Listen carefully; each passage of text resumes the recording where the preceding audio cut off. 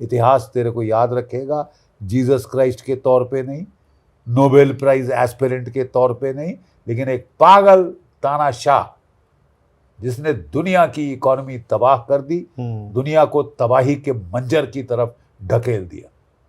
Irretrievable path to global economic ruin. ये तेरी then. और अगर तू समझता है कि अमेरिका बच जाएगा इस रूइन में, वो पॉसिबल 9 देशों के पास न्यूक्लियर हथियार है साहब, तेरे पास अकेले नहीं है।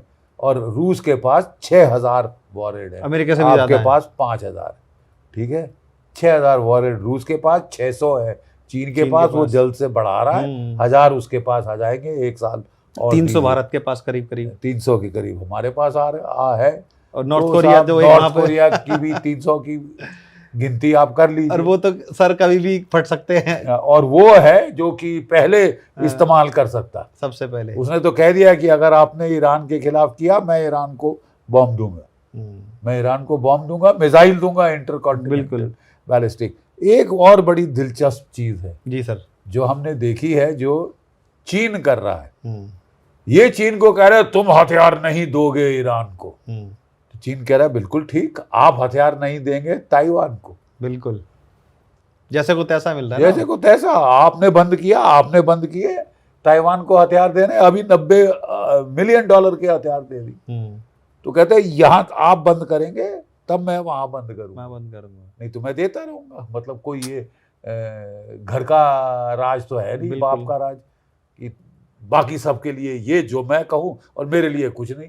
मैं यूक्रेन को हथियार दूंगा, रूस के खिलाफ लड़ाऊंगा, मराऊंगा, उसकी रिफाइनरीज पे वो करता रहेगा। वो बांदर जो एक पाल रखा है, जू का बंदर क्या कहते हैं, वो हिट कर रहा है ड्रोन से रूस के रिफाइनरी, ताकि रूस दुनिया को तेल ना बेच पाए। दुनिया की तबाही वो यूक्रेन की बात। ये देखो ना, ये दो नाटकबाज मिलके ये तो तबाही करने पे लगे। हो तबाही दुनिया की, हमारी तो हो गई, यूक्रेन की तो करा दी उस गधे ने, अपने मुल्क की तबाही करा दी। अब वो 3rd वर्ल्ड वॉर जब तक शुरू नहीं करते इनको चैन नहीं पड़ेगा।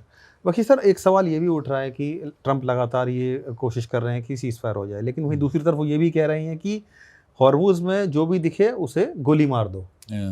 तो ये दोहरे मापदंड हैं सर, क्या है ये, या कोई कूटनीति है या फिर लीडरशिप का जो एक कहते हैं मानसिक संतुलन बिगड़ चुका है? वो ना देखिए, ये है कि दूसरे को उकसाते रहो कि वो वार करे, फिर बोलो देखो देखो इसने वार किया, मैं तो आत्मरक्षा कर रहा हूँ।